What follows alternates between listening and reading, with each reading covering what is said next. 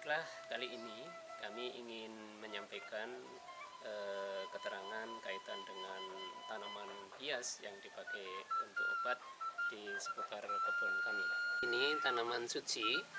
Yang tanaman suci ini kalau di Jakarta ini ada sebuah pengobatan, ini dipakai untuk imun, namun di sini kebanyakan dipakai untuk pewarna, sekaligus ini untuk antioksidan. Jadi nanti Bapak Ibu bisa kalau memberikan warna hijau pada tape atau minuman lain itu bisa menggunakan daun suci ini karena aromanya.